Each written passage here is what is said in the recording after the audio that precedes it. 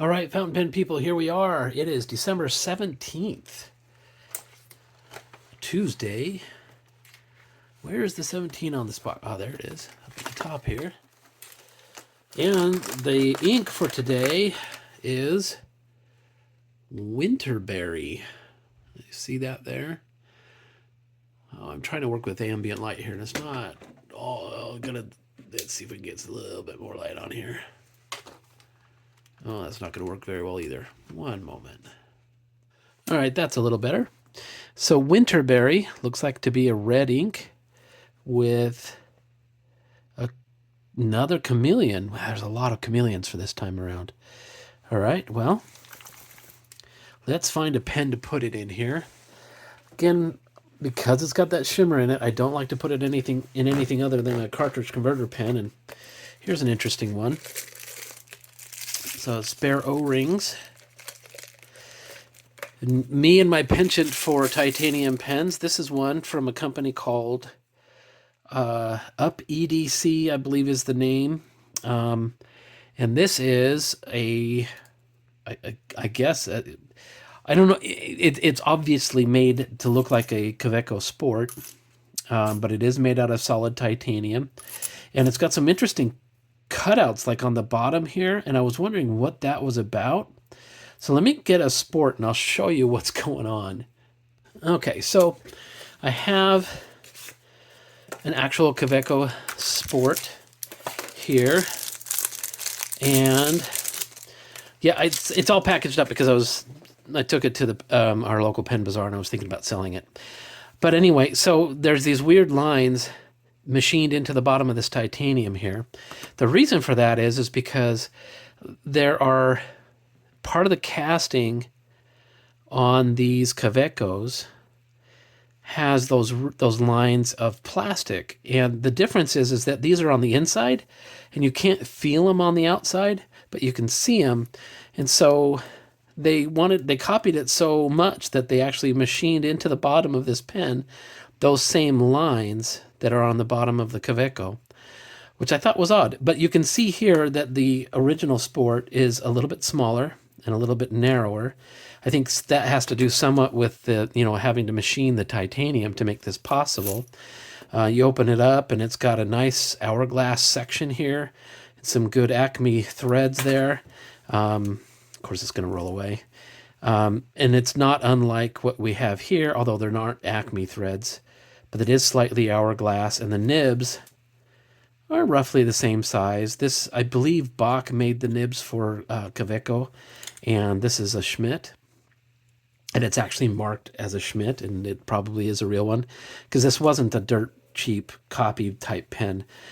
I have a weird feeling about these ones. I know that Kaweco probably doesn't like this very much. The Chinese makers obviously making copies of their pens, and there's no way to say this isn't a copy. But it is, to me, it's a little bit more of an homage pen because Kaweco's never made one out of titanium. And if they did, it wouldn't look quite like this. It'd probably look more like the AL Sport, which doesn't look quite like this. It's similar, but it's not the same. One thing that's interesting, too, is that because of the size, because this one's a little bit larger, this clip wouldn't fit on here. So you use the clip that came with this pen. Anyway, it is a cartridge converter pen, and it came with this short converter, which I don't know if, I don't think that would actually fit inside the Kaweco because it's a little bit smaller. But it's kind of cool that this has a converter that fits it. It's not a full-size converter, obviously. It's kind of like the short converter that's in this monstrosity. But it's got a little glass ball in there as an agitator, which helps break the meniscus of the ink and allow it to flow to the nib, which is kind of a good thing. I like that. Anyway, but again, because this is a very saturated and glistening, shimmery, particulate type ink, I don't like to put it into pens that are hard to clean, but these types of pens are easy to clean. Now let's see if I can get some ink up into this and pick up some of that shimmer. Oh, not quite. Let's try it again. It's about half full. That's fine. Okay, I'm sorry. I had to grab a napkin. Blot this section there. And we've got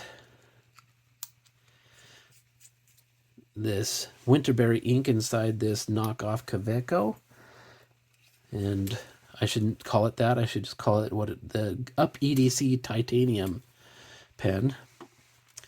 And let's give a little swatch here on this Kakuno paper. Sorry, Kakuyo. Sorry. I don't know what Kakuno is. I don't know where that came from. And I just got ink on my hand, which of course is par for the course when you're dealing with fountain pens. It looks like a nice, brilliant red that leans a little bit pink. Maybe that's partly because of the shimmer. The shimmer, I can tell you right now, has got a coppery look to it. And I'm not sure what the chameleon is in it. Maybe it goes, oh, you know what? It's pink and copper. Yeah, you probably can't see it on the camera because the chameleons don't seem to come through very well. And you know what? This pen is so short. Let's put it back on there. It posts nicely. The titanium is very robust. It will scratch, but whatever. It's not, it's not meant to be a beautiful pen or whatever. It's knock around or whatever. Something you can throw in your pocket and not worry about. Anyway, this is the Up EDC pen. I don't know what that's all about. The nib it's not really marked, but it's it's a fine nib, fine to extra fine. And the ink is Diamine Winterberry. Oops. Or no. Oh my gosh, I can't write. W-I-N-T-E-R. That's what I get for doing these things late at night. A Diamine Winterberry. It's a chameleon ink from the Inkvent. I like how this one writes. It's got a little bit of feedback, but it is not scratchy. It's almost Sailor-esque in that regard. Inkvent for December 17th, 2024. This isn't a bad ink. Writing with it, though, it's on the pink side, which I usually don't like. So even though it's an interesting ink, it's not necessarily one for me. But you know what? That's not what this is about. This whole Inkvent thing is about experiencing new inks. And for me, it's reviewing the pens I've picked up this year. And this is one I picked up.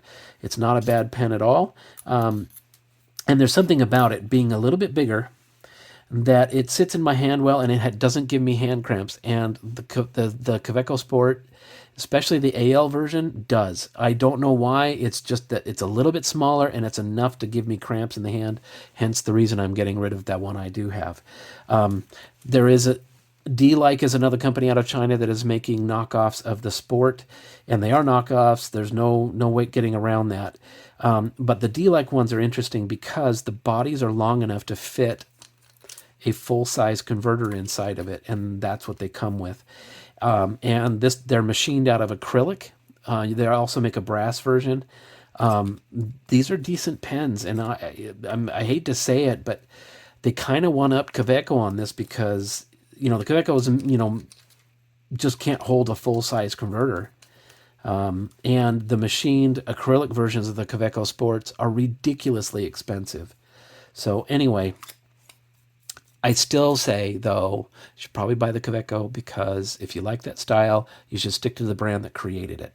And I'm ashamed that I bought all these knockoffs, these two knockoffs. But anyway, I hope you have a good one, and we'll see you tomorrow.